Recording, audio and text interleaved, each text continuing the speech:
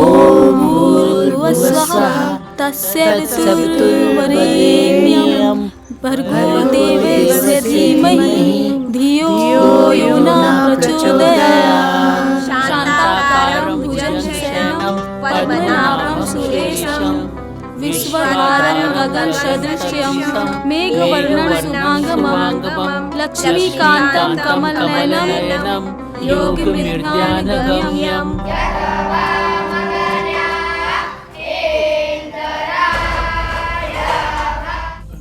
देखी माताजी का भइल एकरा? का भइल? ई नदी के किनारे हमरा पड़ल मिलल हल, बेहोश भी आई।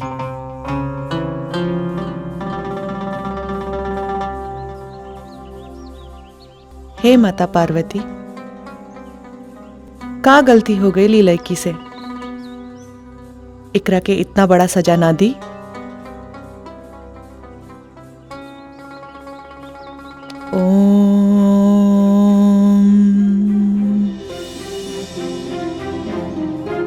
माताजी। पूज्य गुरुजी, चरण स्पर्श। आशा है आप स्वस्थ होंगे। ये मेरा दत्तक पुत्र है जो आज से आपके सानिध्य में रहेगा। हमारे मठ की स्थिति अनुकूल नहीं होने के कारण इसे मैं आपके पास भेज रहा हूं। जिस तरह मुझे आपका आशीर्वाद प्राप्त हुआ है उसी तरह इसे भी प्राप्त हो। इसे शस्त्र और शास्त्र की विद्या के साथ साथ आधुनिक शिक्षा में भी निपुण बनाना है, क्योंकि भविष्य में जो कार्य इसे मैं सौंपने वाला हूं उसमें इसे कई तरह की बाधाओं का सामना करना पड़ सकता है।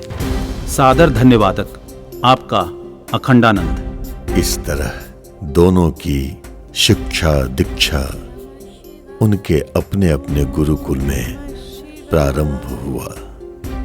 एक काशी विद्यापीठ के परमानंद जी के सानिध्य में, तो दूसरी प्रयागराज के महिला मठाधीश त्रिलोचना के मठ में। बाबा, तो क्या वो दोनों फिर मिले? मिलना तो था ही, लेकिन बाबा कैसे? वो दोनों लोग तो अलग हो गए रहे। प्रकृति का खेल। जहां गौरी थी वहां रुद्र को तो आना ही था। 12 साल बाद नियति ने फिर से उन्हें मिलाया। इसी प्रयागराज में, इसी गंगा घाट पर।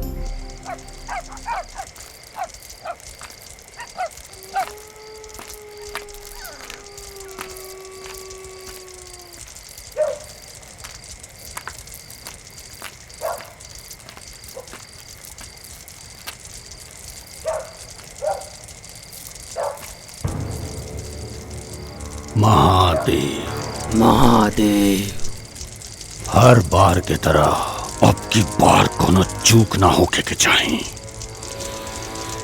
काल के शोभा यात्रा व अखंडानंद के जीवन की अंतिम यात्रा होके के चाहिए। ऐसा नहीं होई पंडित जी।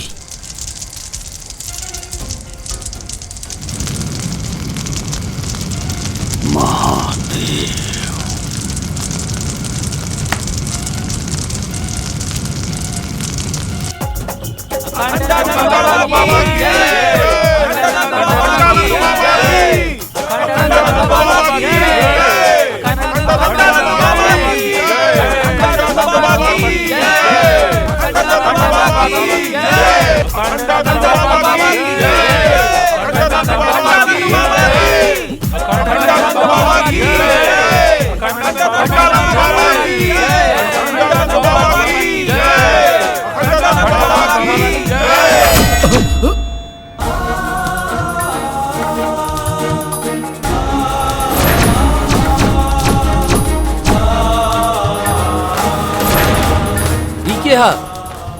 एकरा बारे में जाने चाहता रहा तू लोग की के है?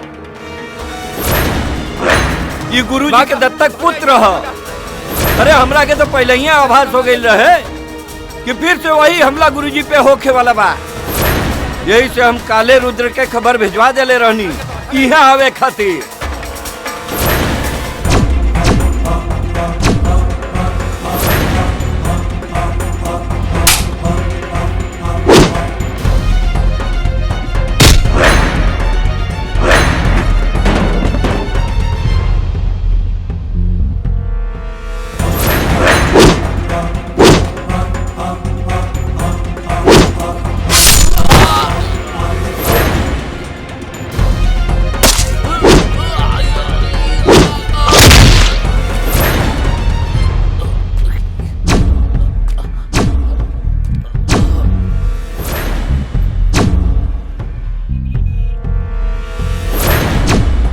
मन गंगा तन तृप्त तेताजस, रहा अवघड़ सा अविनाशी, महाकाल सा नेत्र तीसरा, हूं काशी वाला सन्यासी।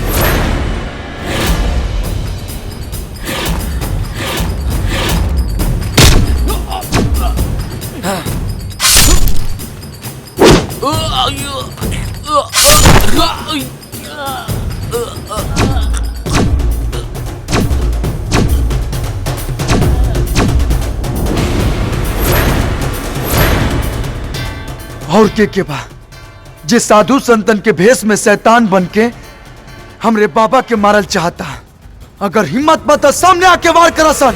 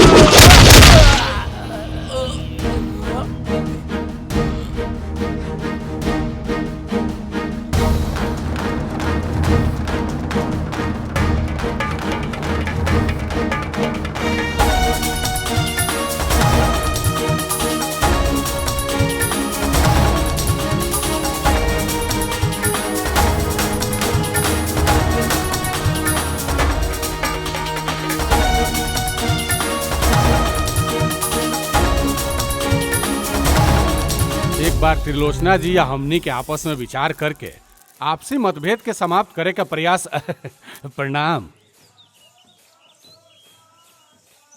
खिलाई पंडित जी और सबके मिठाई खिलाई। कौने बात खातिर?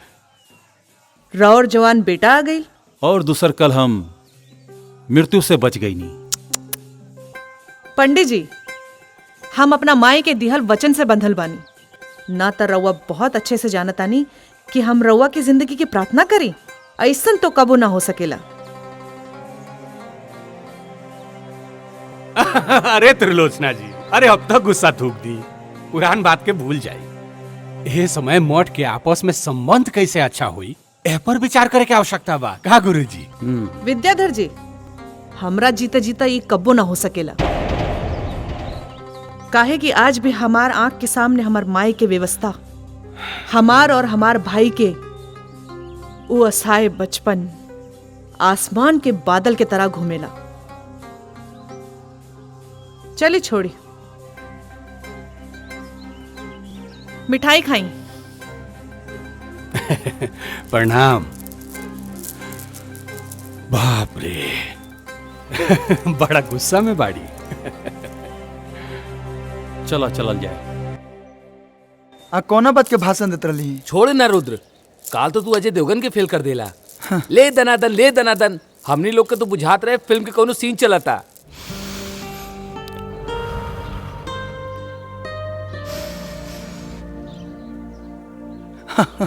हाय देखो, असली फिल्म के सीन तो हेजा लुकता। ऐसा लागता कि रवीना टंडन अपना सहेलियन के साथ योगा करता रही। वाह, ये खेल तो हमनी के रोज देखे निसन छुप छुपा के। छुप छुपा के ई काहे? वो कहे कि गुरुजी देखिए ना तो सीधा काल कोठरी में। अच्छा, तू कहा तो राउंड ट्रॉली घुमा के सामने का नजारा हम दिखा दी। काहे कि हमारा राधा भी वही बाड़ी ना। अच्छा तो सामने से दिखाओ ना। अभी दिखाओ तनी। हाँ।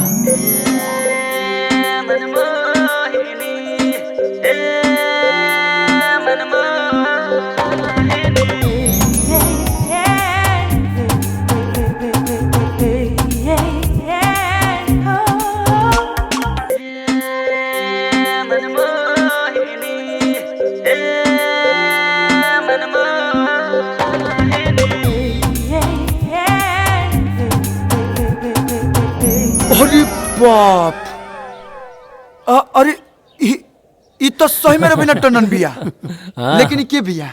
ये सामने वाले मठ के त्रिलोचना माता के बेटी गौरी है। एक से एक कारनामा करे ले भाई। एकरा के हमने कारनामा क्यों के नाम से कहे निसन। ऐसन क्या करे ले? अब तो आइए गल बड़ा ना, खुद ही देख लिया। गौरी ले ले पकड़। चला चला। अच्छा गौरी, चल चल चल चल चल चल।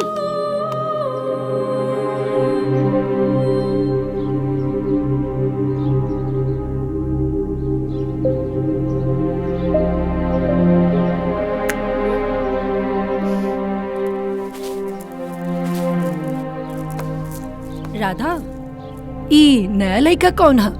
तोहरा के नहीं के पता? इस सामने के मठ में नया मेहमान आयल बा। मेहमान? हाँ। अब देखा ई मेहमान के कैसे घायल करत है।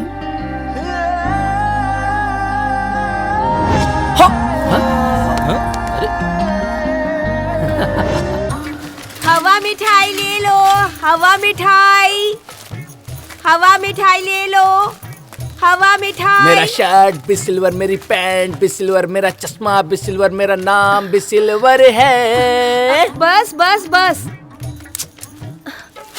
ये ला हवा मिठाई खा लो। हवा मिठाई? अरे वाह, हवा मिठाई। नंबर 11, तो हर हवा मिठाई खा के तो लागत आ कि जैसे हम हवा में उड़ता नी। हवा में मत उड़ा, पैसा ला 10 रुपया। पैसा? अरे पैसा मांग के तू सब गड़बड़ कर देलू। हे जान, ये हमारे स्टेटस देख के बात करा। पैसा चाहिए? ला निकाल ला। पैसा ना देबा ना? तोरा मालूम बना कि हमरा भी पैसा ना रहेला, तो अब काहे पैसा मांगेलू? वैसे तू काम का करेला? काम? काम के तो मत पूछा। काम तो हम के नाम पे दे दे बाबा, के नाम पे दे दे बाबा। अरे और एक दिन अर्जुन से कृष्ण ने जब ये कहा कि हे केशव, मैं सोचता हूँ कि महाभारत टाल दूं, तो इस पे अर्जुन को क्रोध आ गया और वे बोले कि अरे छलिया, अगर तूने महाभारत टाल दी तो मैं सर्वश्रेष्ठ योद्धा कैसे बनूंगा। और फिर क्रोध में आकर उन्होंने अपना सुदर्शन चक्र उठा लिया। माताजी, मैंने बुक में रीड किया था, सुदर्शन चक्र कृष्ण ने उठाया था।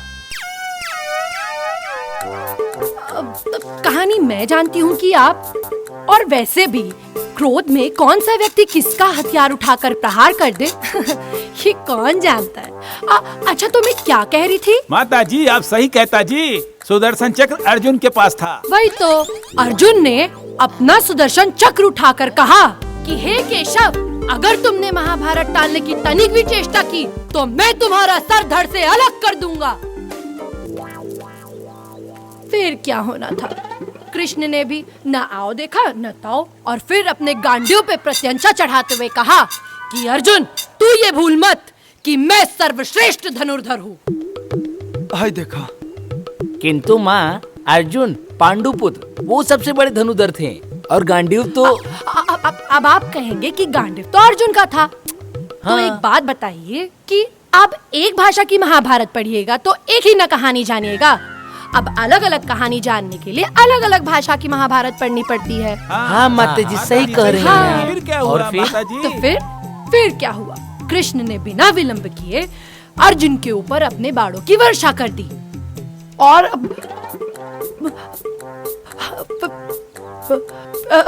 फिर ये बाणों की वर्षा पूरे 2 दिन तक चलती रही और अर्जुन अपने सर पे सुदर्शन चक्र लिए कृष्ण के इन बाणों की वर्षा से बचते रहे। अब जब तक बाणों की वर्षा चालू है हम थोड़ा विश्राम करते हैं। आप लोग जाके प्रयाग घूमिए। प्रणाम।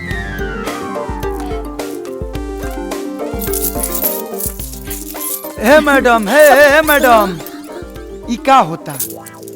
तनिक अपना काथा में न सुधार कला, ना तो एक दिन तारा सामने कोनो जानकार भक्त मिल गए ना तो सारा माता जी बनल भुलवा दी।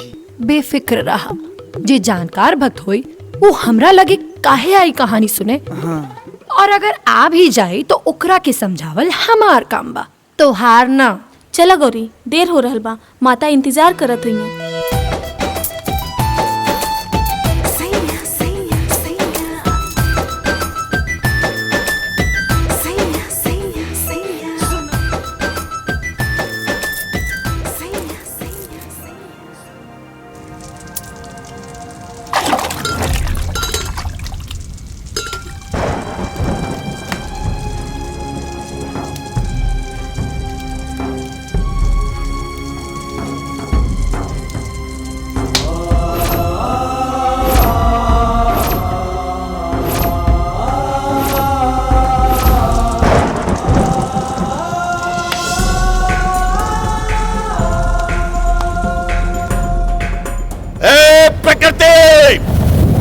वैसे तो तू हमेशा कोई ना कोई खेल खेलती आई है, कभी बाढ़, कभी तूफान, कभी प्रलय तो कभी भूकंप, लेकिन इस बार जो तूने माध्यम चुना है अपना खेल खेलने के लिए वो गलत है। क्या दोष है ऐसे निर्दोष और नादान बच्चों का? तुझ में और मुझ में यही अलगाव है, यही मतभेद है मेरा। मैं तुझे तेरा ये खेल खेलने नहीं दूंगा। तो याद रख, तू भी अपना यत्न कर ले, मैं भी अपना प्रयत्न नहीं छोड़ूंगा।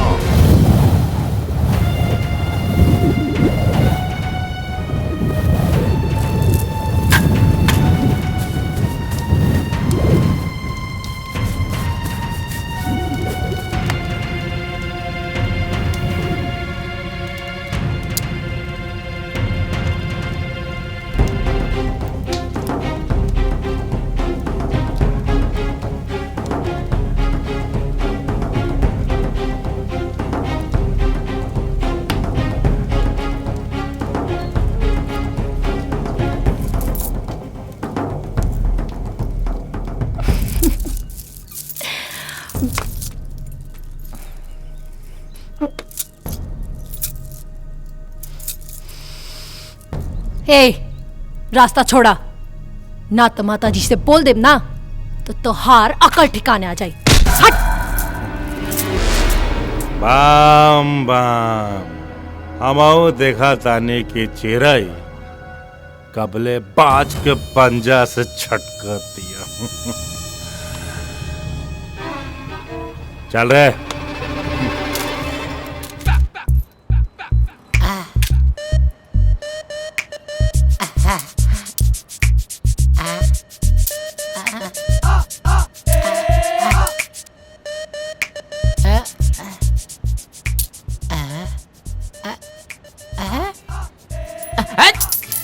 पगला कहीं का हमको भिखारी समझा है का जी?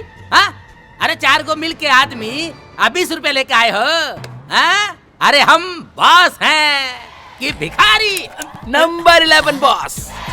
अब वही तो बॉस बड़ा, पर ऐसा चलल ना तो हनुमान हो जाइए आप, समझला? मतलब न रही ई शर्ट न रही पैंट, सीधा बीच में। ए बॉस मत मारी। रुका तनी, हम आइडिया भुला गए बनी। आइडिया ला बता। कथा सुनाना आता है आपको? कथा? अरे हम पंडित जी है काजी कथा सुनाएंगे? कथा सुनाना तो आना ही चाहिए, नहीं तो दुकान बंद समझिए हम लोगों का। कहे रे? उका है कि हमने के जब भीख मांगे जाता नहीं जाऊ घाट पे तो पता न कहाँ से को लेके आ जा ले। अच्छा। सब पैसा हिन्ने उन्हें कथा बता के सब पैसा उहे ले। एक सेकेंड, हाँ। उसका नाम बताओ तो। गौरी नाम है अच्छा अच्छा अच्छा, अभी उठवाते हैं उसको। हाँ उठा लीजिए। गोड़ हाथ तुरवा ना दिया, भिखारी बना ना दिया तो नाम बदल देना। नंबर 11 गुरु। राम सीता के वनवास काल का आखिरी चरण चल रहा था। सीता हरण और रावण वध बस बचा था। बाकी लगभग रामायण समाप्त हो चुकी थी। एक दिन सीता माता और राम जी अपनी पंचवटी मेप के बाहर आपस में कुछ हंसी ठिठोली कर रहे थे। हे भगवान, हम जहाँ जाता नहीं वहाँ ही पहुँच जाली। तभी वहाँ पर रावण द्वारा भेजा गया हिरण सीता माता को ललचाते हुए निकला और बस सीता माता के मुंह में पानी आ गया उस हिरण को देख कर। सीता माता को हिरण खाई चले जो उनका मुंह में पानी आ गए। नहीं, सीता माता के मुंह में पानी उसके मांस को देख के नहीं आया था, बल्कि उसकी चमचमाती हुई चमड़ी देख के आया था। रामायण में भुलाती। हाँ, उहे हिरण रहेगा सलमान भाई वाला। हाँ बिल्कुल सही, वही तो था। बेचारा जब देखो बार बार मारा जा रहा है। कोई ना कोई पाप ही किए होंगे। वो जब भी जन्म लेता है कोई ना कोई व्यक्ति आकर के उसका वध कर देता है और उसका जलपान कर लेता है। हाँ तो मैं कहाँ थी? हिरण के देख के सीता जी के लालच आ गई। हाँ तो फिर सीता माता लक्ष्मण से कहती हैं, हे देवर दिखाओ अपने तेवर, और कहा कि जाओ इस हिरण का खाल लेकर आओ ताकि मैं और तुम्हारे भैया कभी कभार इस पे आसन लगाकर पूजा पाठ कर लिया करेंगे। फिर क्या, लक्ष्मण जी निकल पड़े हिरण वध के लिए। लेकिन माता जी, हिरण के तो राम जी मरले रहले। नहीं, अरे राम जी ने तो रावण का वध किया था। अब आप ही बताइए ना कि राम जी का जन्म रावण मारने के लिए होगा या हिरण और भालू मारने के लिए? सही कही छथी। हाँ सही बात, सही बात। एकदम सही कहा था नहीं मैडम जी। हमरे बाबूजी कहत रहले जब वो मछली मरिया बड़ा मछली मरिया, पुठिया ना तो हर जन्म भइल बा बड़ा मछली मारे खातिर। हाँ तब क्या हम गलत क्यों कहेंगे बताइए भला। राम जी का जन्म रावण को मारने के लिए हुआ था और लक्ष्मण ने हिरण को मारा था। सही कहा ना मैंने? हाँ सही कहा। तो फिर लक्ष्मण ने जैसे ही हिरण का वध किया वो गुस्से में आकर रावण मुझे बचाओ चिल्लाने की जगह राम मुझे बचाओ, राम मुझे बचाओ चिल्लाने लगा। और फिर क्या, ज्यों ही राम जी मदद के लिए निकले त्यों ही रावण आया और सीता को भगा के ले गया। फिर का भाई माते? फिर क्या, अरे अभी तो लेके भागे हैं। लंका अभी बहुत दूर है, उन्हें पहुंचने में 2 नहीं 3-4 दिन तो लगेगा। आगे की कथा हम बाद में सुनाएंगे। तब तक के लिए बोलिए लक्ष्मण जी की जय, अभी भाभी भैया की जय। आगे रामायण में हनुमान जी भी आएंगे तो उनकी भी जय, पूरे रामायण की जय। चलिए नमस्कार। हे माता जल्दी से जा ताकि हमनियों के धंधा पानी चली 3-4 रुपया मिल जाई।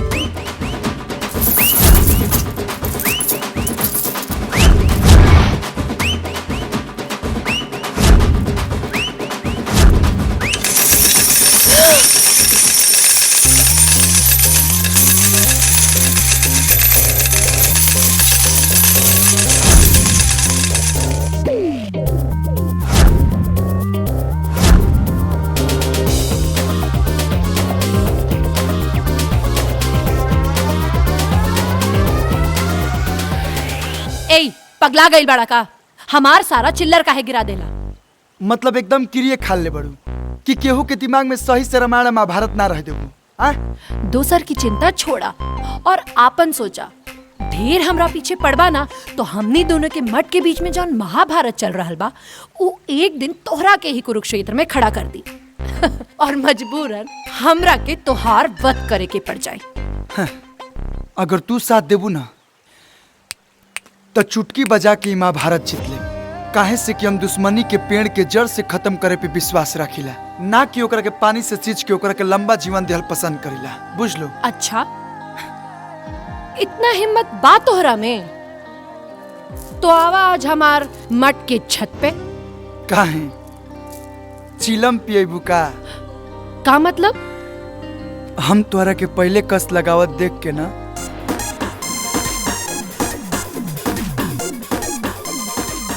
घस खा गई रही। ठीक बा, 7 बजे इंतजार करो।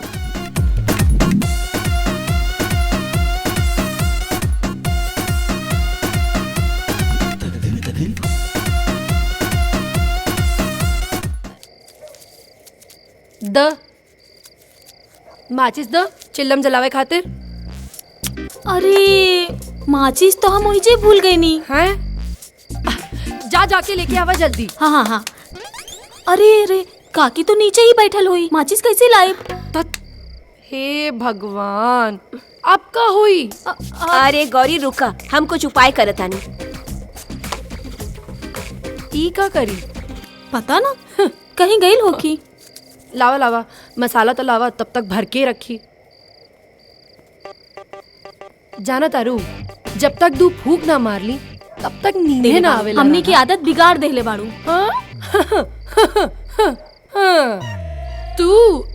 तू तो बातें मत करा। हाँ तो हमने के बिगड़ ले बा? ओहो, तू सच में आ गईला। तो तू का समझ लू? अरे इतना भी वादा के कच्चा नहीं खी। चला अब आइए गईल बाड़ा तो लावा माचिस दो। माचिस? माचिस का हुई? ई चिलम कैसे जली? हाँ माचिस तो ई नीचे भूल गईल बाड़ी।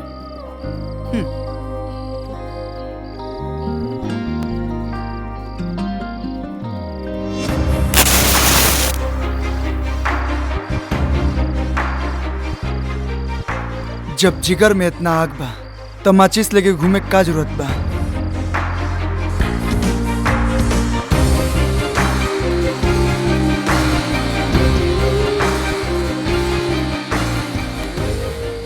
अब जब चिल्लम जलाइए देले बाड़ा तो पहला कश भी तू ही फूकला।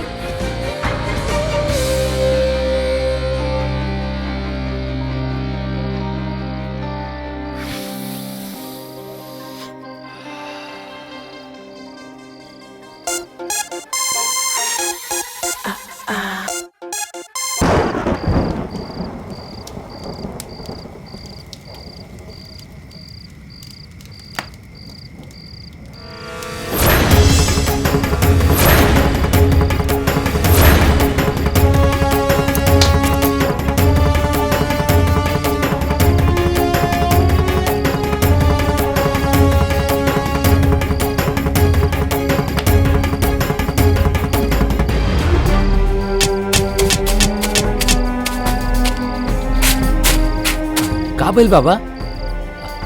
अरे बाबा का भइल?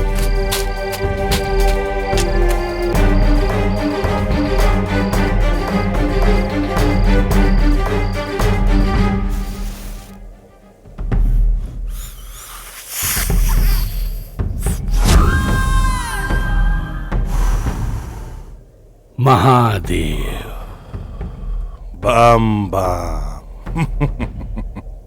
ई चिलम के बुझ रहल आग के तरह ही तोरा दिल में सुलग रहल गौरी के पावे के चिंगारी कहीं बुझ के राख ना हो जाए, यही से बार बार एकरा के हवा देत रहे नहीं। लेकिन कब तक?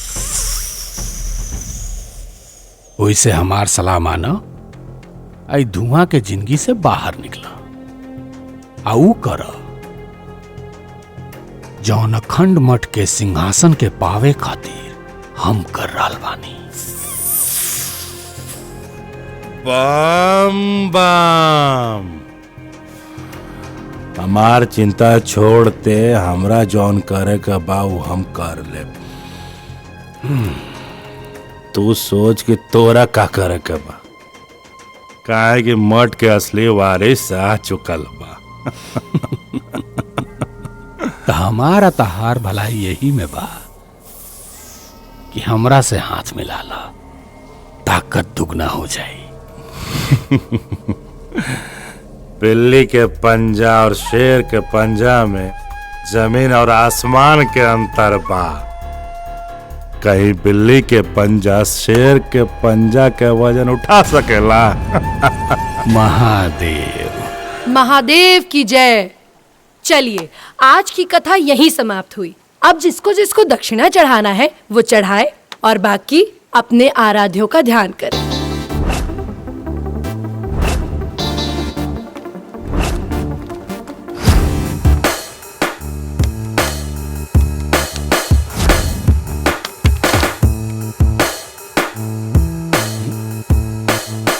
नंबर 11।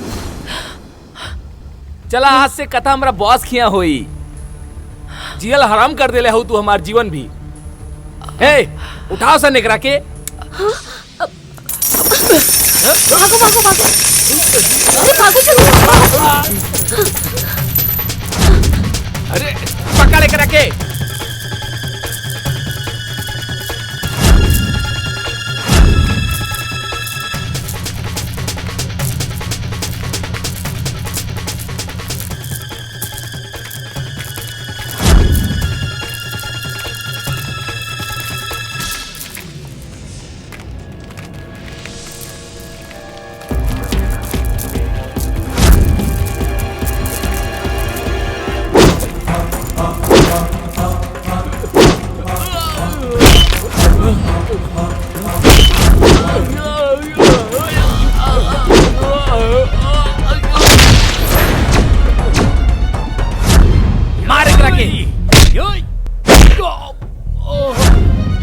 मार।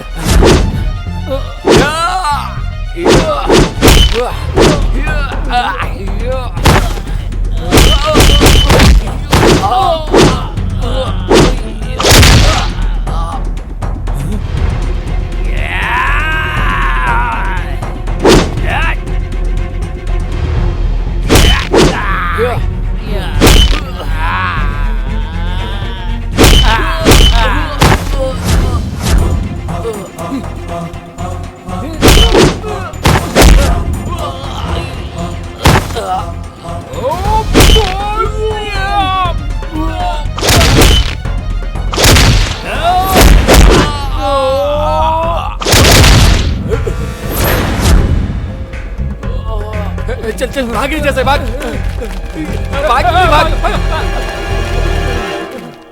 सही समय पे आके हमार जान बचावे खातिर धन्यवाद। अगर सच्ची में धन्यवाद देवे के बना तो हमरा मठ पे आके धन्यवाद दी। हाँ तब हम जानी।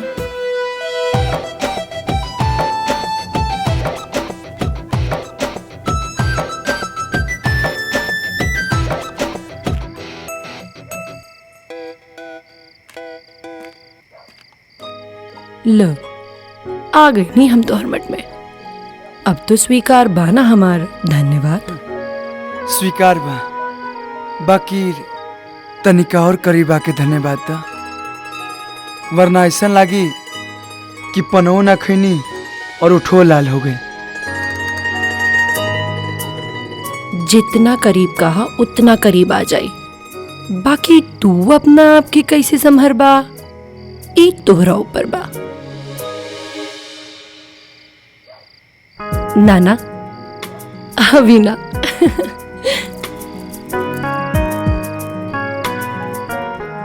हवन के सामग्री के जो लिस्ट दिले बनी वो भी तले आ जाए।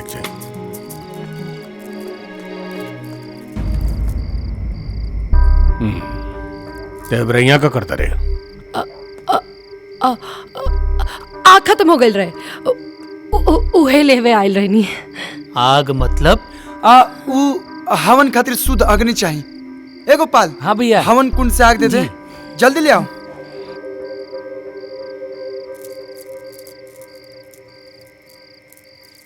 ली भैया। हाँ हो गई। चल हम तो के मठ तक छोड़ देते नहीं। चला।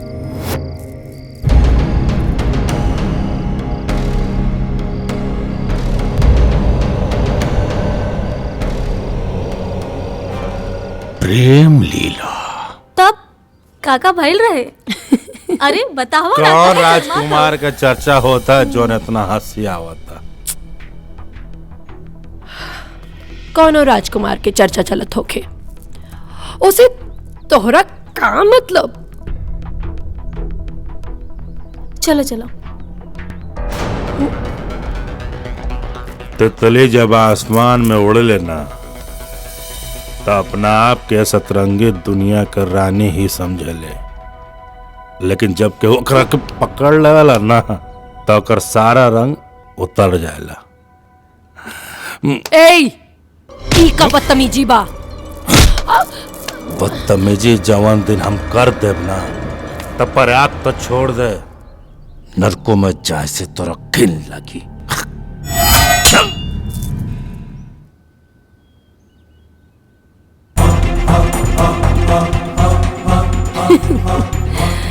तो हार नजर अगर हमरा पर बा तो समझ ला कि तोहरा पर भी केहू और की नजर बा।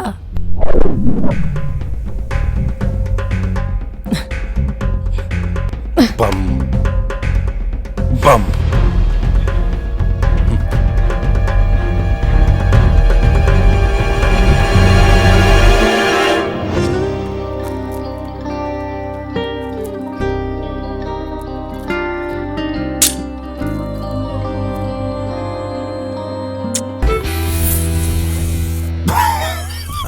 महादेव। ये धुआं से करेजा जरावला से कुछ ना होई, बल्कि अपना करेजा पर सवार अपन दुश्मन के सामने से हटावे के पड़ी। मतलब ई कि हमार सिंहासन आ तोहरा जिद के बीच में बस एक ही गो दीवार बा, रुद्र। लेकिन ये दीवार कमजोर बा, काहे कि नकली ईंट के नींव पर खड़ा बा। अगर हमनी के चाहल जाई तो मिल के ही दीवार के गिरा सकता नहीं जा।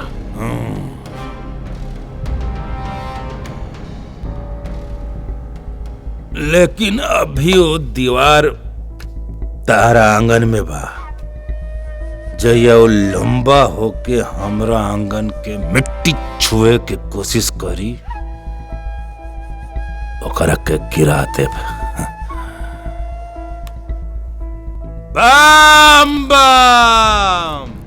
लेकिन तोहरा शायद ये पता नहीं है कि अब वो दीवार तोहरे आंगन के मिट्टी खोद रहल बा।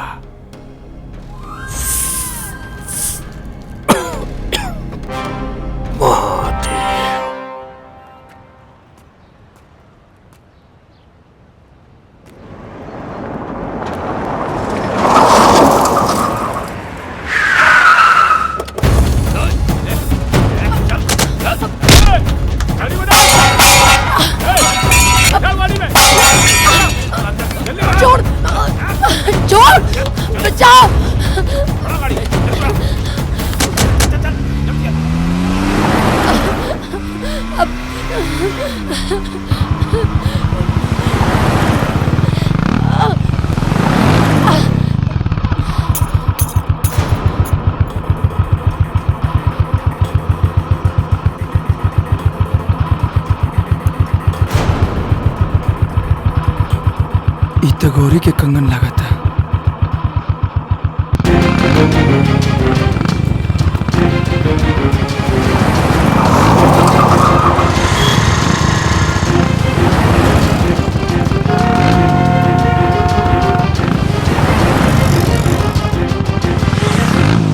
अरे बोस, कब तक हमनी के भीख मांगब? हमार लोग के भी आशीर्वाद दे दा, शादी करके घर बसाई जा। नंबर 11 देखा गोल्डन बाबा इहो ब्याह करी। ए मालिक आगे लागल, ये रहली, ये रहली। Number 11 boss. अरे बैठाओ यहाँ पर बैठाओ। अरे बहुत तारीफ सुने हम भाई।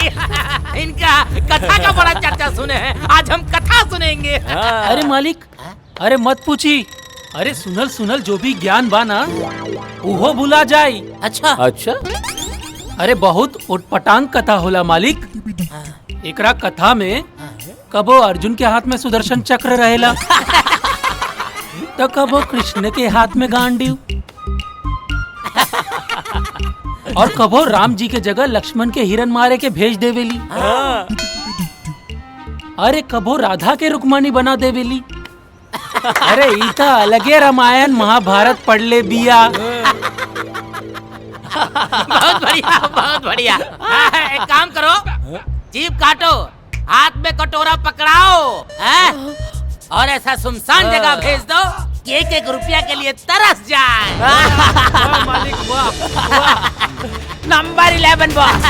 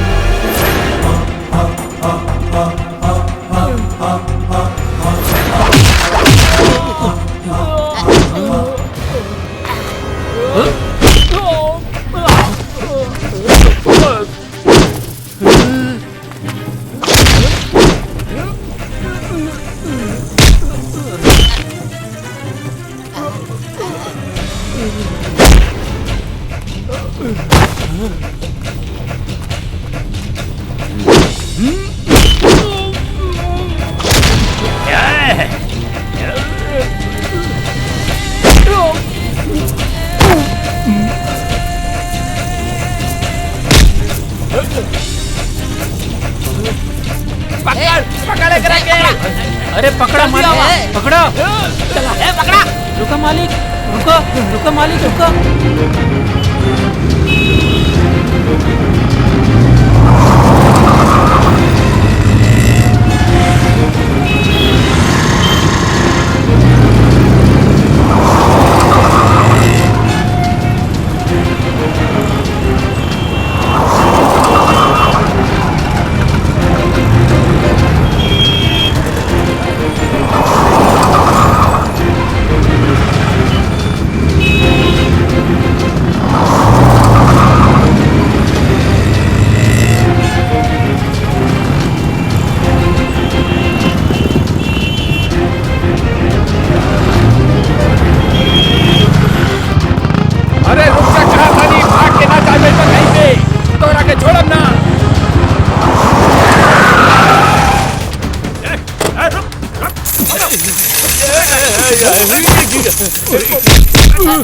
इसको पकड़ के गाड़ी में डालो।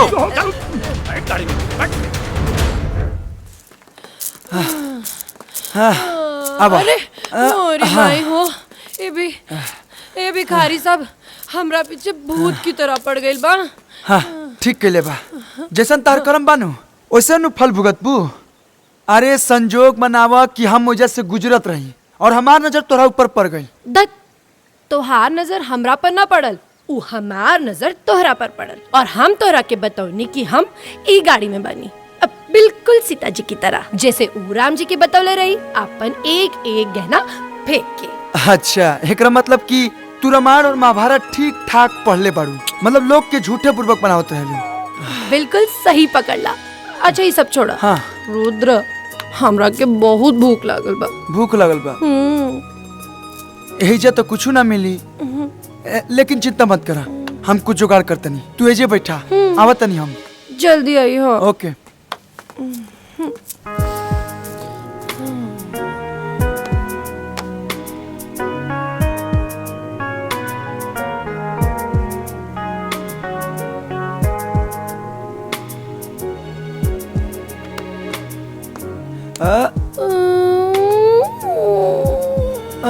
हाँ कुछ मिलल? बहुत ढूंढनी, बहुत ढूंढनी, बहुत ढूंढला के बाद बस अमरूद मिला। ई तो हमार पसंदीदा बा। तू ना खाइबा?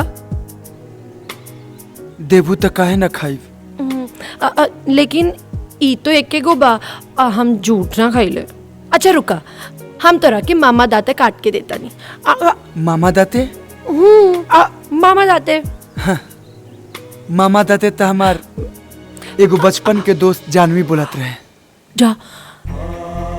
जानवी? हाँ जानवी, और वो कहत रहे कि किताब में लिखल बा ना, ई धरती नारंगी नियन गोल बा, लेकिन हमरा लागेला कि धरती अमरूदी नियन बा। अच्छा हाँ। और का? और ये चांद भी ना अमरूदी नियन बा। और है कि सूरज भी अमरूदी नियन बा। अच्छा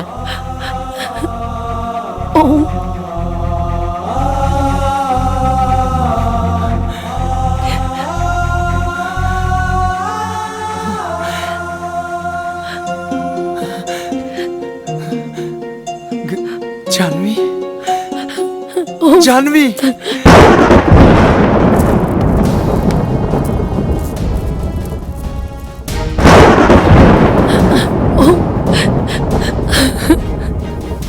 वाह, तूने तो अपने इरादे की रफ्तार बढ़ा ली है प्रकृति, लेकिन सफल नहीं होने दूंगा मैं। तूने अगर रात ठान लिया है तो हार तो मैं भी नहीं मानूंगा। काल के कपाल पर लिखने और मिटाने की क्षमता रखता है ये गंगा योगी। तेरे हर रास्ते में पर्वत बनकर खड़ा मिलूंगा मैं। आ रहा हूं मैं। जानवी जानवी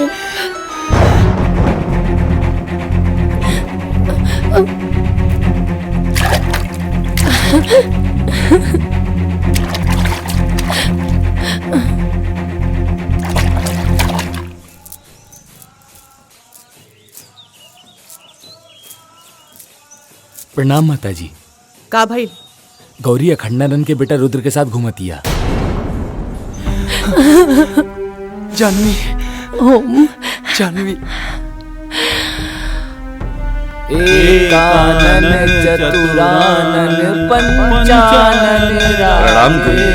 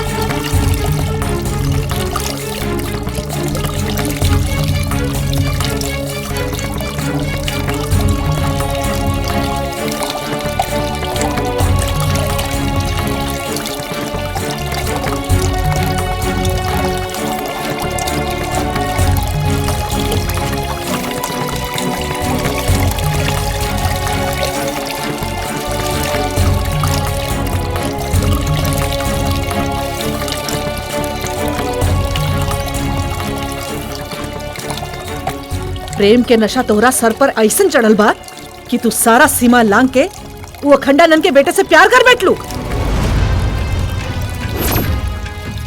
जिकरा मट के एक एक इंसान से हमरा के नफरत और घृणा बा। लेकिन माँ, रुद्र और हम बचपन के दोस्त हैं। बचपन के दोस्त वारा तक का भइल रुद्र, हमेशा खातिर ओकरा से दूरी बना के रखा। बाबा रे वही भूल रहल बनी कि हमार असली नाम ओम हा और ओकर नाम जानवी। ओम जानवी, ओम जानवी, ओम जानवी। वो 12 साल पुराना जिंदगी रहे, लेकिन अब तोहरा के ई प्रेम से दूर होके के पड़ी।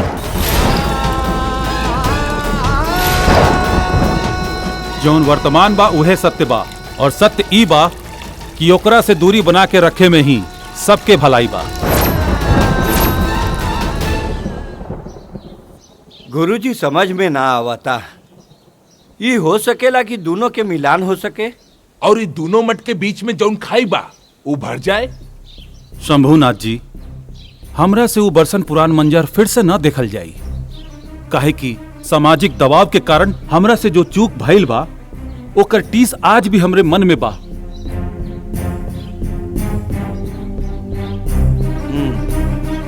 चली।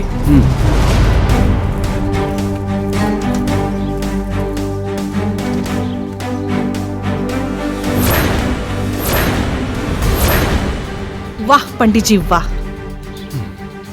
अच्छा शास्त्र पढ़ोले बानी अपना दत्तक पुत्र के। अपना सारा मर्यादा पार कर चुकल बा। हम अपने आप के शांत रखे के कोशिश कर रहल बानी, न तो वही तरह रउआ पुत्र के भी उहे जगह पर सामाजिक कटघरा में खड़ा कैले रहती जैसे रउआ हमार माई के खड़ा कैले रहनी। अवश्य कर सकत रहलू त्रिलोचना, अवश्य।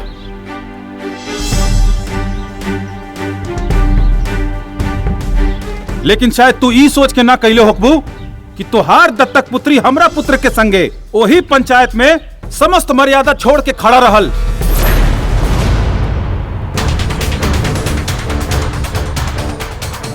देखा त्रिलोचना, एक दूसरा पर दोषारोपण कैला से बेहतर बा कि दुल्हन के समझा के अलग रखल जाए।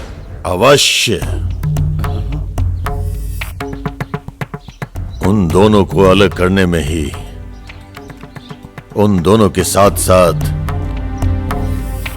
इस प्रयागराज की भी भलाई है, वरना प्रकृति उन दोनों के मिलन को माध्यम बनाकर बहुत ही भयानक खेल इस बार कुंभ के मेले में खेलना चाहती है। रघुआ के बानी बाबा? मैं कौन हूं इससे अधिक, मेरी बात पर ध्यान दीजिए आप लोग।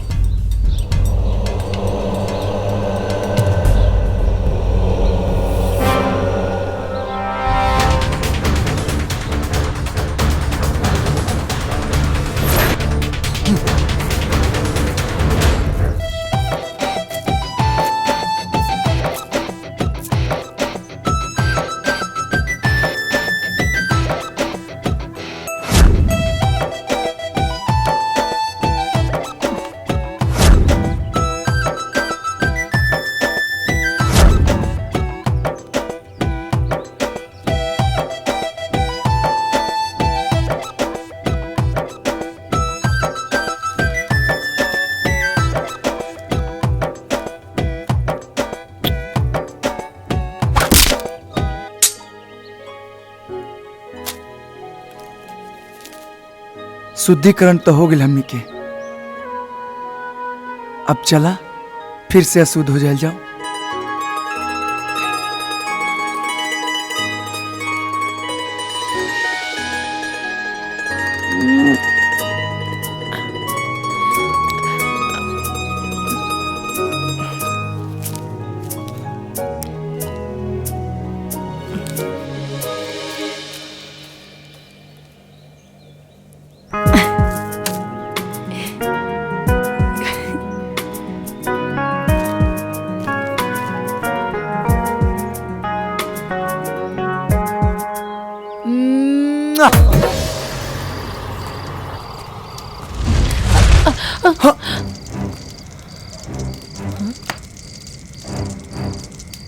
ईश्वर को महाभारत का खेल खेलना था तो उसने माध्यम द्रौपदी को बनाया था।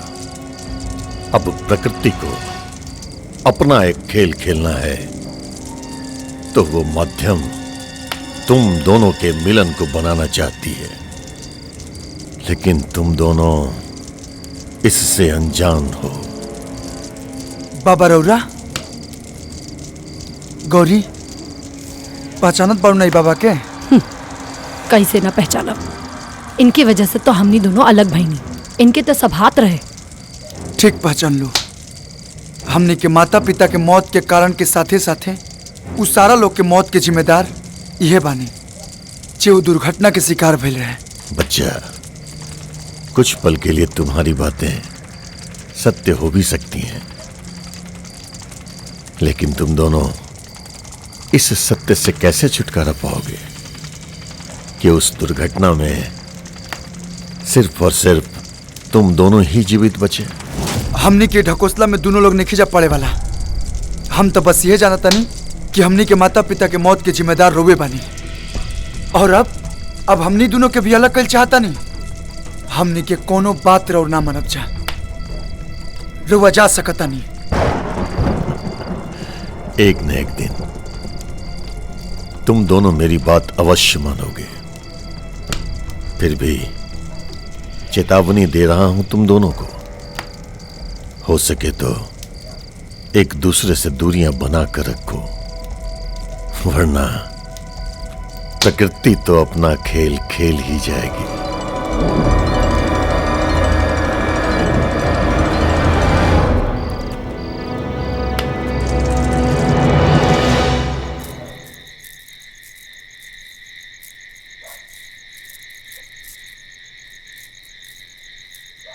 गौरी,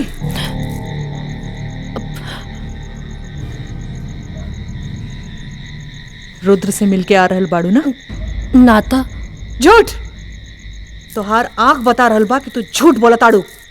तोहरा के मना कइले रही ना कि वो रुद्र और वो मठ से दूर रही हा, पर फिर भी तू मिलके आ रहल बाड़ू।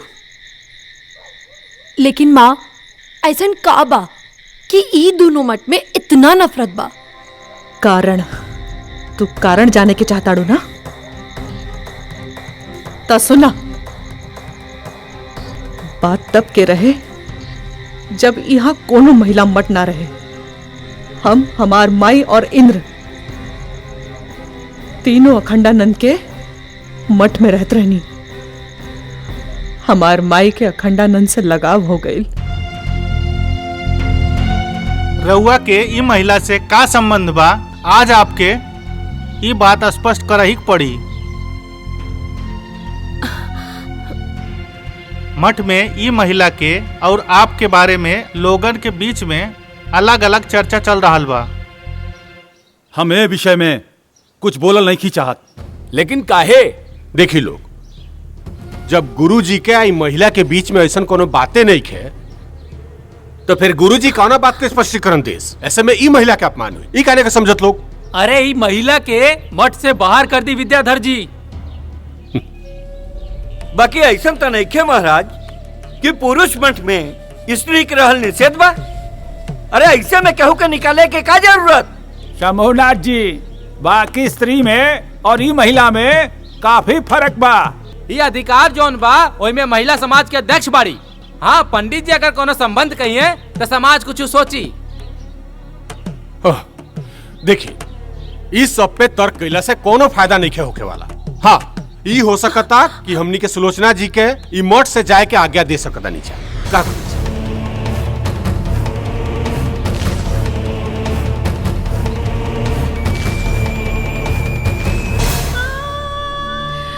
और ए तरह अखंडानंद की चुप्पी से हमार माई के भावना जल के राख हो गई। माता जी तो मर गई, पर आखिरी क्षण तक अखंडानंद के भूल न पैली। लेकिन हम उहे समय ये फैसला कर ले दी कि हम एक अलग मठ के निर्माण करब और अखंडानंद के बराबरी में खड़ा होके दिखाई।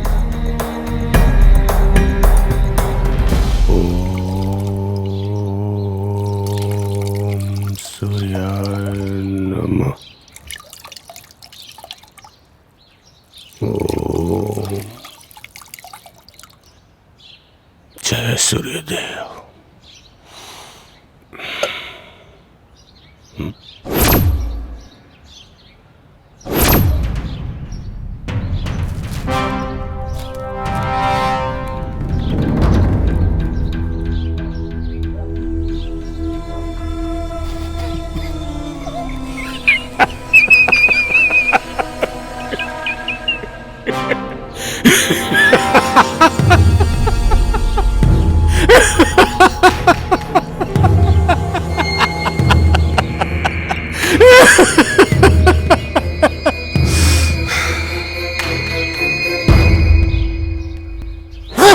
महादेव, वाह! कहीं प्रेम के तीरंदाजी चल रहल बा, आ कहीं शिकार धुआं में लिप्त बेखबर अपना शादी के सपना सजोरा। लेकिन मूर्ख के पते नहीं खे कि ये उठ रहल धुआं ओकरा मंडप के ना, ओकरा चिता के बा। बम बम बम बम। का भइल विद्याधर? अरे बतावा तो सही। ज्यादा परेशान बाड़ा तो चिलम से कस मार ला। चिलम के आग में गजब के जादू होखेला। धुआं बन के अंदर तो जाला जरूर, लेकिन अपना सारा दुख के आग के लपट में जला के खाक करते वेला। जब केहू के करेजा में नफरत पत्थर बन के बैठ जाला नु, त कौनो आग के लपट ओकरा के जला के खाक ना कर सकेला।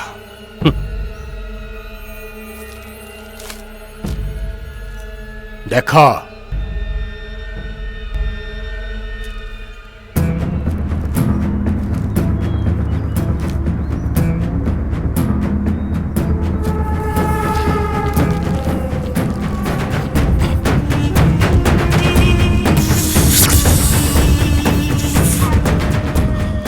बम बम।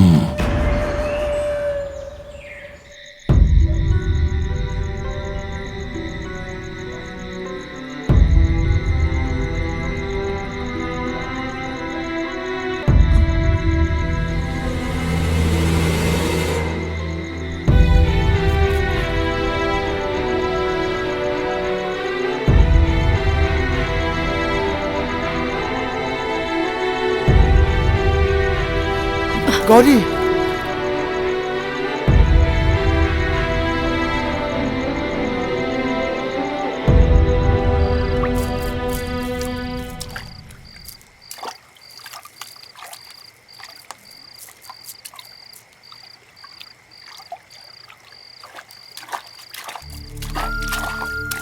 का हो गई गौरी? ना ही तू छत पे आवता रो और ना ही हमारी चिट्ठी के जवाब देता रो। बोला का बात बा? हमरा नईखे मिले के बाद तोरा से। लेकिन का है? का पता, तू भी महन जी की तरह समाज के लिहाज से हमरा के अपन जिंदगी से निकाल दे। बता। अरे तू का कहता रो? हमके तो कुछ समझ में नहीं आवत। सब समझ में आ जाए, जाके महन जी से पूछ लिया। हम तो बाबा से पूछबे करब और समझबे करब, लेकिन फिर भी तोरा विश्वास नहीं होत।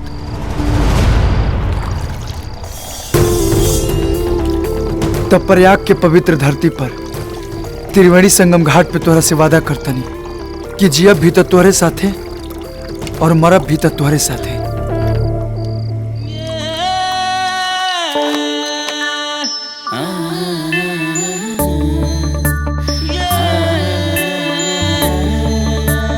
काका ऐसन का बात बा? ई दोनों मठ में इतना दूरी काहे बा? बेटा, गुरुजी तो हमके बतावे खातिर मना के लिए बढ़न, बाकी तोहरा से छुपावल भी उचित नहीं खे। कबा की जैसे इंसान इंसान के दुश्मन बा, वही तरह से मठ मठ के दुश्मन बा।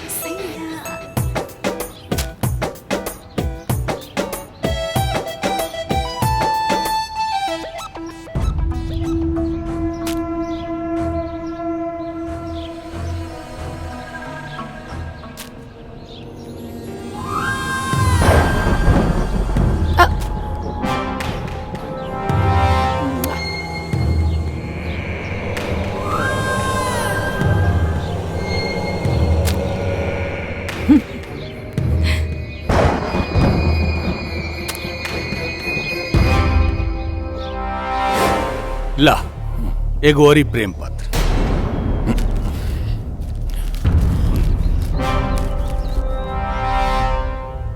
अब एकरा टकटकी लगा के मत देखो, तेरे पास खाली आधे घंटे के टाइम बा।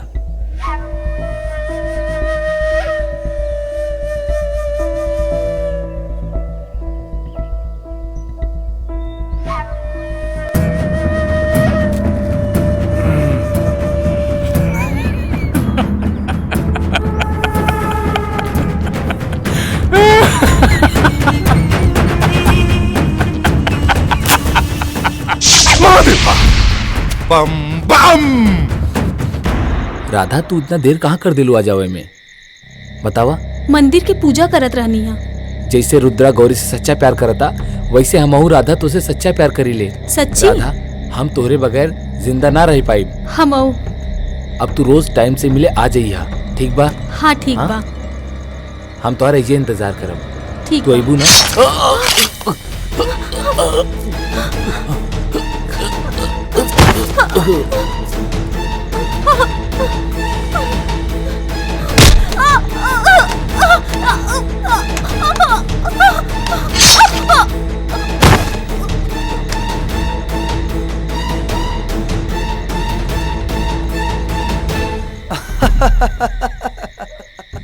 अरे चुप रहो।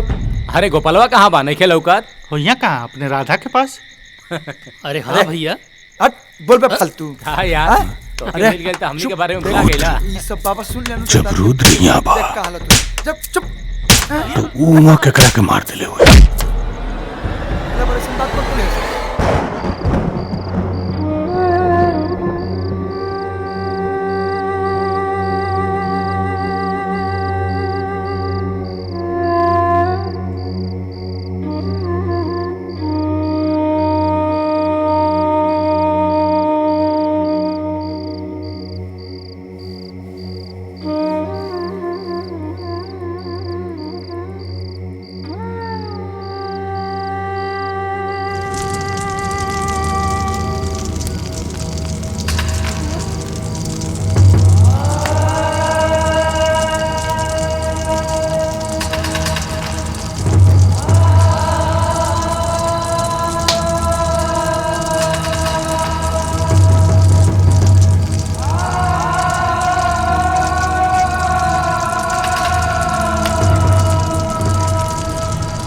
ये दोनों चिताएं भविष्य में अनगिनत चिताओं के रूप में नजर आएंगी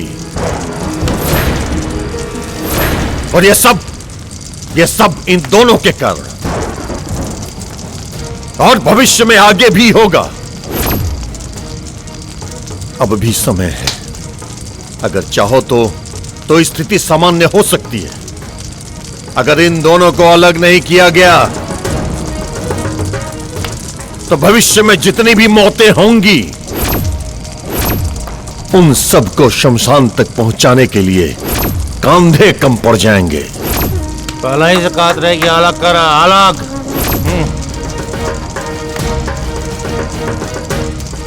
जमीनें कम पड़ जाएंगी उन चिताओं को रखने के लिए। लकड़ियां कम पड़ जाएंगी उन चिताओं के दाह संस्कार के लिए। ये त्रिवेणी रक्त से सन जाएगी। रोक लो, अभी भी समय है, रोक लो इसे।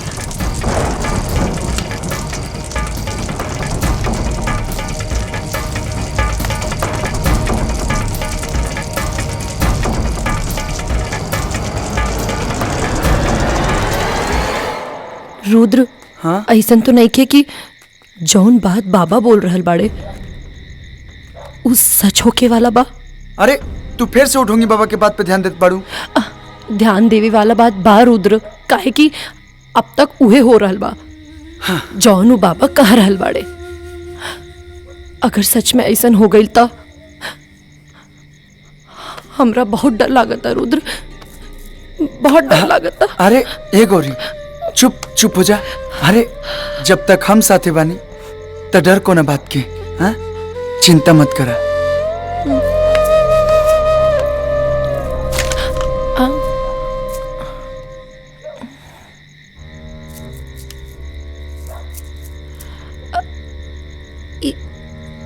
इता इंद्र की चिलम्बा का एकर मतलब ई सारा कांड इंद्र कैले बा।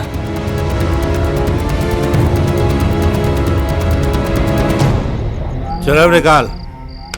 चिलम हमरा पास नहीं खे, तू ही ना रखेला अपना पास। देखा जेब में।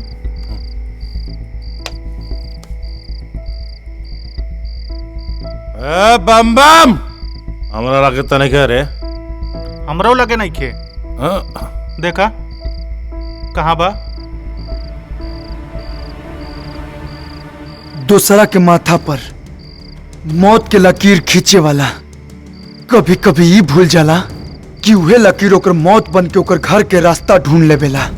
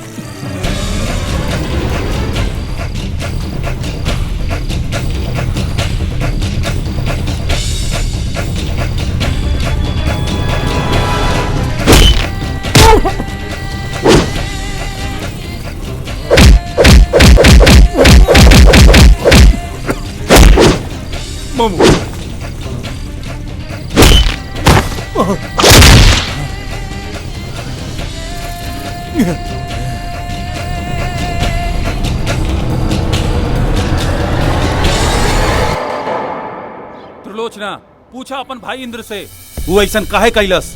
आखिर का दुश्मनी रहे लोकर गोपाल से? बस पंडित जी बस। रवा तो इंद्र पर ऐसा दोषारोपण कर रहा बानी जैसे रवे के मट के बच्चा मरल बा। ये मत भूली कि हमरे मट के भी एगो बच्ची मरल बिया। इंद्र ही गोपाल और राधा के मरले बा। एकर चिला मोजा मिलल रहे। चिला मोजा मिलल रहे। एकर मतलब ई ना भेल कि हम ही दोनों का मरले बानी। देख झूठ मत। रुद्र शांति रखो, शांति रखो, पीछे हटो। तू चिंता जन कर रुद्र, हमनी के घटना के तह तक जल जाए। जी गुरुजी, लेकिन जे भी दोषी पकड़ाई ओकरा के पूरा समाज के सामने ले आके उचित दंड रहल जाए। यही मठ के फैसला हुई।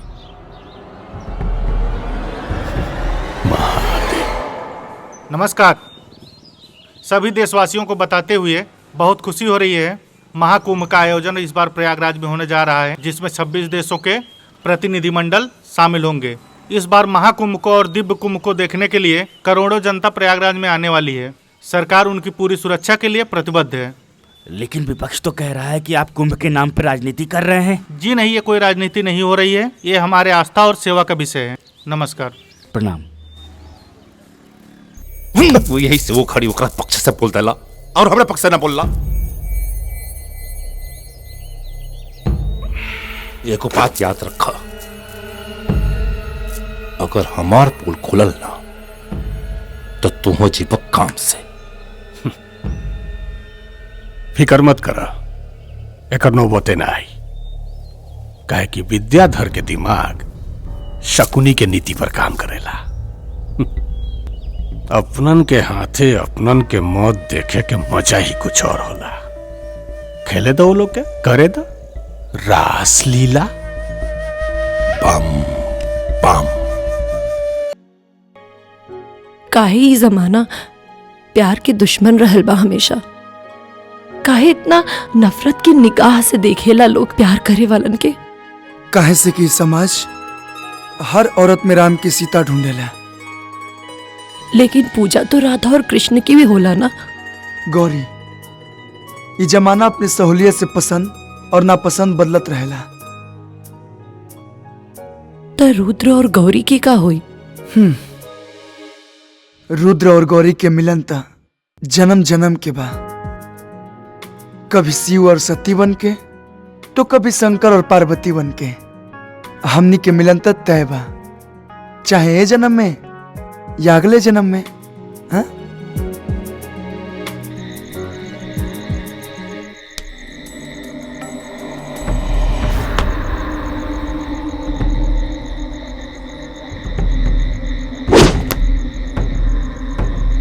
लागत मठ में कोनो गैर आदमी के पांव पड़ल बा। तोरा कैसे मालूम चलल?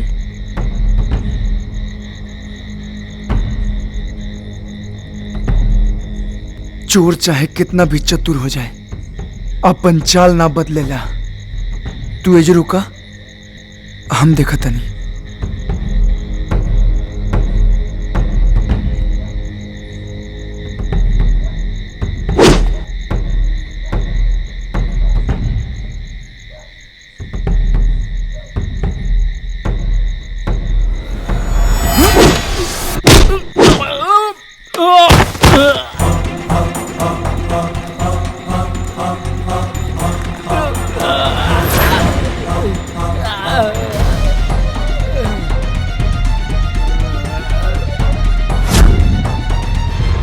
पहले जमीन पर पांव रखे के सीख ले, एक बाद के उपवार करिए।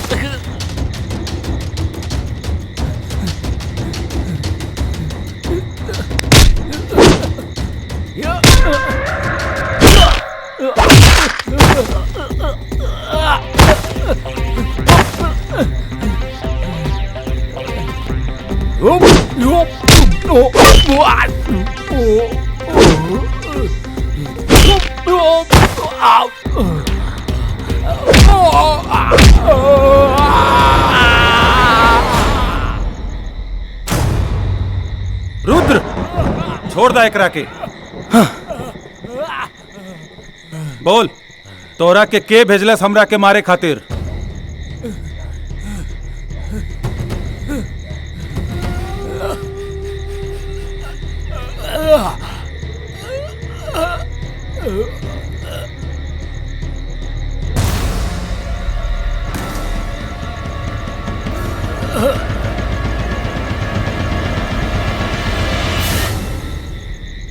रुद्र, तू? ना बाबा, बाबा हम महादेव, महादेव, राउर पुत्र ही राउर हत्या के प्रयास कर रहा बा। ना बाबा, ऐसा कोनो बात नहीं है बाबा। गुरुजी, इतना बड़ा अनर्थ होके से बच गए। जॉन राउर मुंह एकरा के पुत्र पुत्र कहत थकत ना रहे, यह राउर हत्या के प्रयास कर। ना बाबा, हम गुरुजी, अभी भी समय बा गुरुजी, ना तो बाबा जी के सब बात सच हो जाए। हम तो कहब कि अभी दोनों जन के अलग करी। एकदम सही कहा तानी विद्याधर जी, एकदम सही कहा तानी। तू मुझे कैसे रोक सकता है गंगा योगी? तूने तो कहा था कि मेरी राह में हर मोड़ पर पर्वत की तरह खड़ा मिलेगा तू, मगर आज तू ऐसे चौराहे पे खड़ा है जिसके हर छोर पर किसी न किसी की मौत और तबाही लिखी है।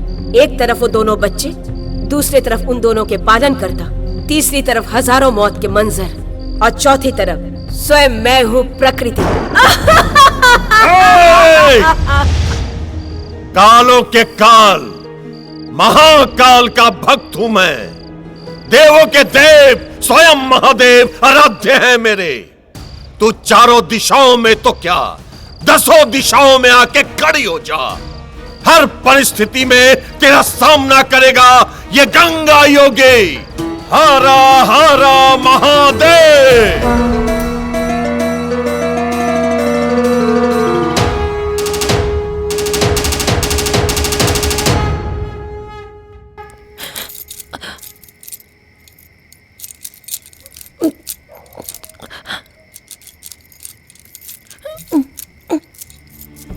माँ जाई दी ना हमरा के, हमरा रुद्र के पास जाए के बा।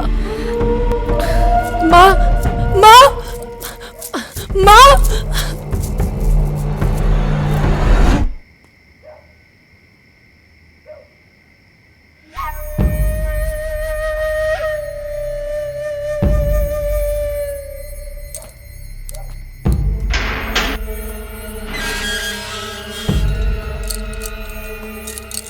रुद्र, रुद्र,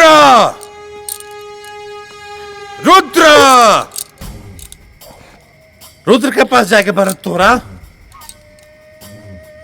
तोरा के पाव खाती हम का ना कहनी, लेकिन तोरा पता नहीं रुद्र में का लोकत जो हमरा में नहीं खेलोकत। आखिर क्या कमी बर हमरा में? आए या बम्बा और सपना सपना रह जाई। तोरा कहला से हैं?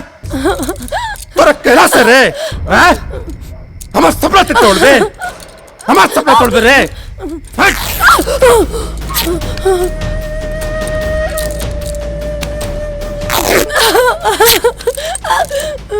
तोरे पास अब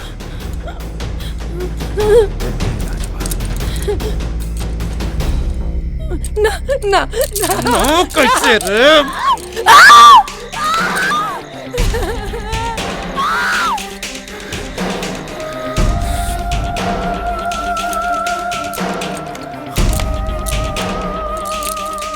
बम बम बम बम।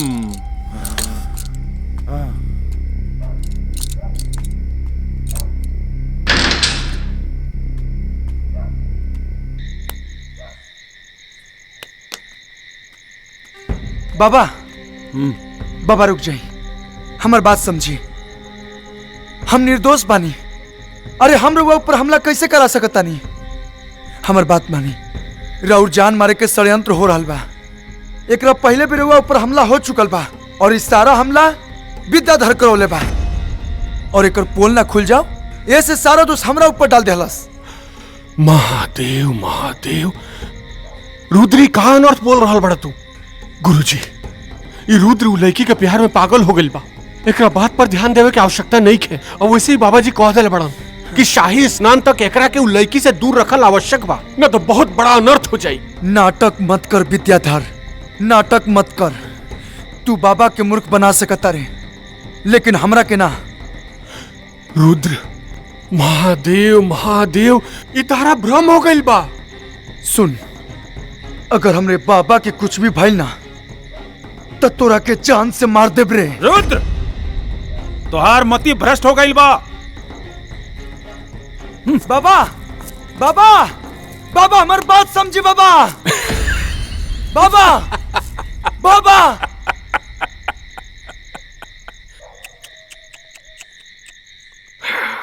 केकरा के समझावे के प्रयत्न कर रहल बड़ा रुद्र? उ मूर्ख अखंडानंद के, जकरा के हम बरसों से मूर्ख बनावत आ रहल बानी। आज तक की मठ में जितना भी अप्रिय घटना भइल बानू, उस सबके सूत्रधार हम बानी। चाहे वो त्रिलोचना के माता के मठ से निकाले के सारा दोष तहार पिता मूर्ख अखंडानंद के माथा पर मरे के बात होके, चाहे वो तोर मूर्ख अखंडानंद के बार बार मारे के प्रयास, सब हमार देना। लेकिन असली कांड तो काल सुबह शंखनाद के समय हुई, जब काल सुबह के शाही स्नान तोर पिता मूर्ख अखंडानंद अपने ही रक्त में डूब के करी। विद्याधर,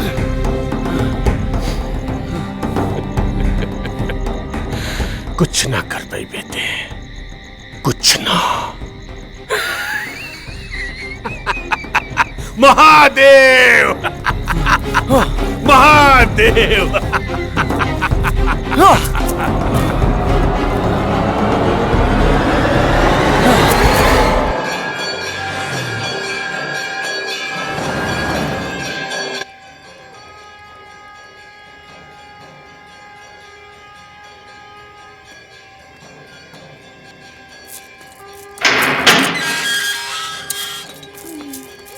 गौरी, ए गौरी, गौरी, हाँ, गौरी। रुद्र। हाँ, हाँ मागिनी।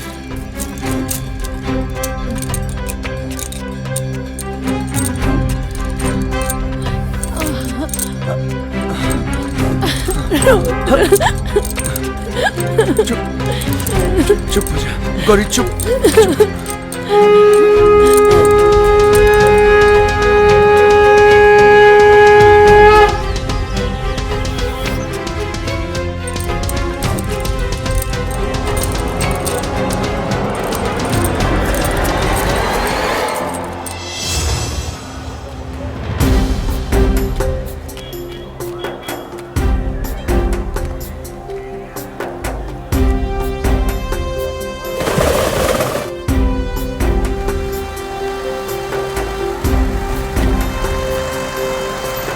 अखंडानंद बाबा की जय, अखंडानंद बाबा की जय, अखंडानंद बाबा की जय, अखंडानंद बाबा की जय, अखंडानंद बाबा की जय, अखंडानंद बाबा की जय, अखंडानंद बाबा की। डमरू वाले बाबा की जय, डमरू वाले बाबा की जय,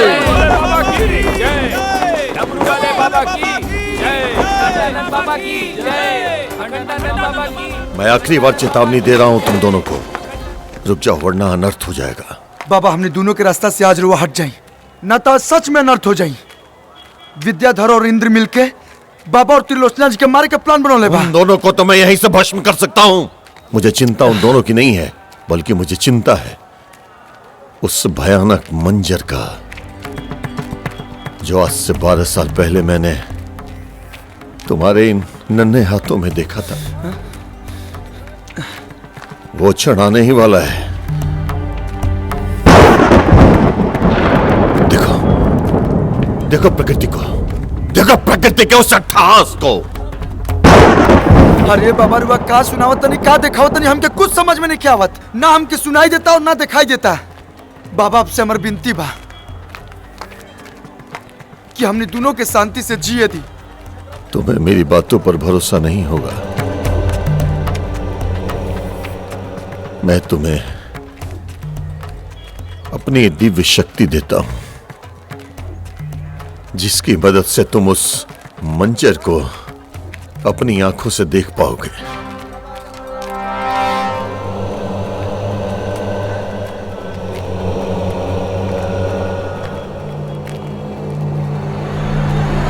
अखंडानंद बाबा की जय, अखंडानंद बाबा की जय, अखंडानंद बाबा की महाराज बोली तय मुआदी बाबा की जय, अखंडानंद बाबा की जय। एकर जीवन के आखिरी पूजा कर ले बेटा, ओकरा बाद अगला कदम।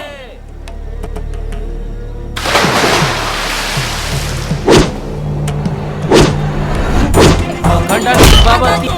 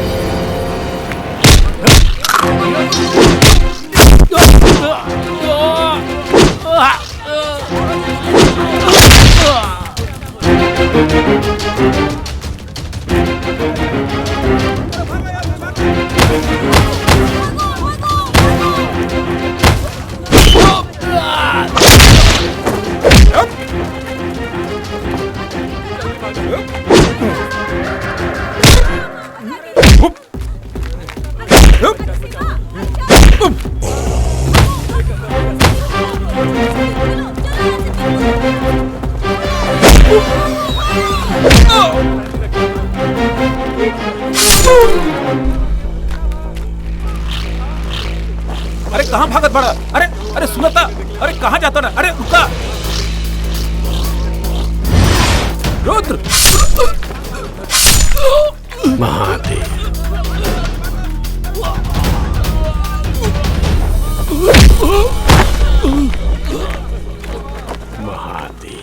बाबा!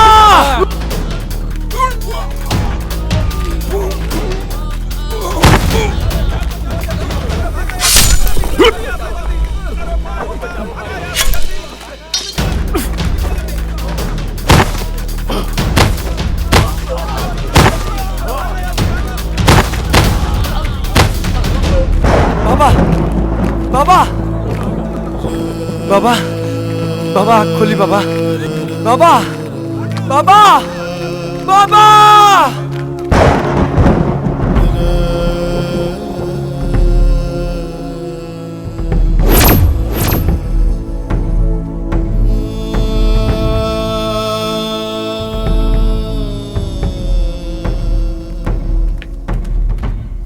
देखा, बताओ बच्चा, जिन साधु संतों ने तुम्हें जीवन दिया,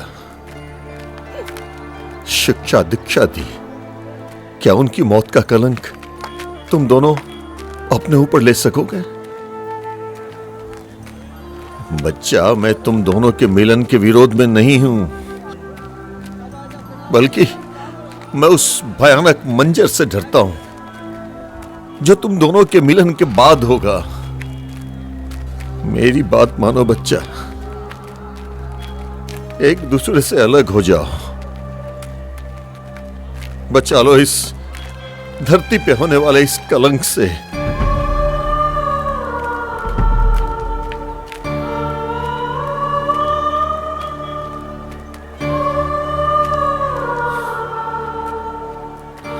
ठीक बा बाबा, हमने अपन दोनों रास्ता बदल लेता नहीं, ना जाई वो तरफ जौन तरफ हमने गए से इतना बड़ दुर्घटना होखे वाला बा। ई देश साधु संतन के बा और हमेशा रही। ई लोग के खातिर हमने जस हजारों प्यार कुर्बान बा। आज के बाद हमने दोनों कभी ना मिलब, ये आपसे वचन देता नहीं।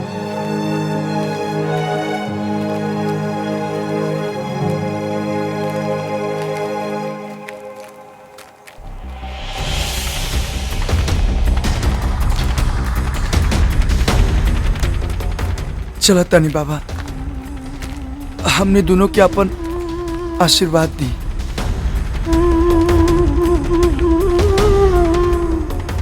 ताकि अगला जन्म में हमने के मिलन हो सके।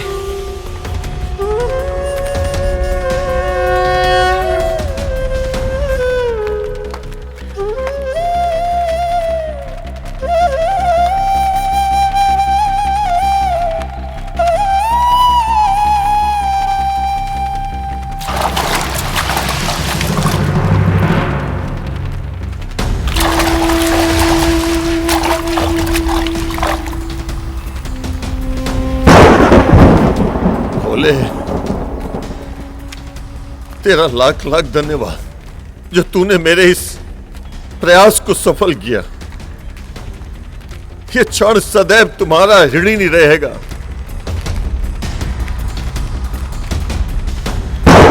देख, देख तू हार गई और मैं जीत गया।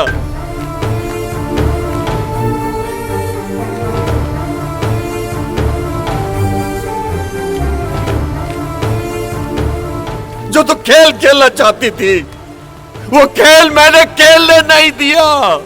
अलग कर दिया दोनों को एक दूसरे से। देख वो दोनों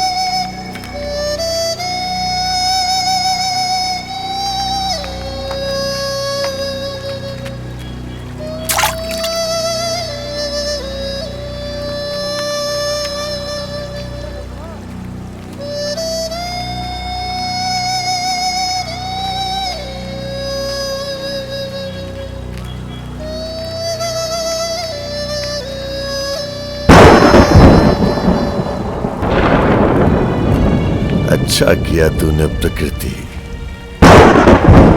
इन बच्चों को पुनः जन्म देके उम्र लंबी कर दी है तूने मेरी। और आज पहली बार अपनी जीत पे रोया है ये गंगा योगी, लेकिन ये मेरा वादा है तुझसे, अगली बार आऊंगा और तुझे हरा के जाऊंगा।